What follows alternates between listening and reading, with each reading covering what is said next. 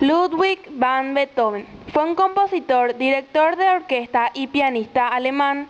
Su arte se expresó en numerosos géneros, y aunque las sinfonías fueron la fuente principal de su popularidad internacional, su impacto resultó ser principalmente significativo en sus obras para piano y música de cámara.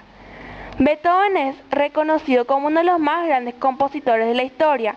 Algunas de sus obras son Novena para Elisa, Quinta, Sexta Pastoral, Sonata número 14, entre otras.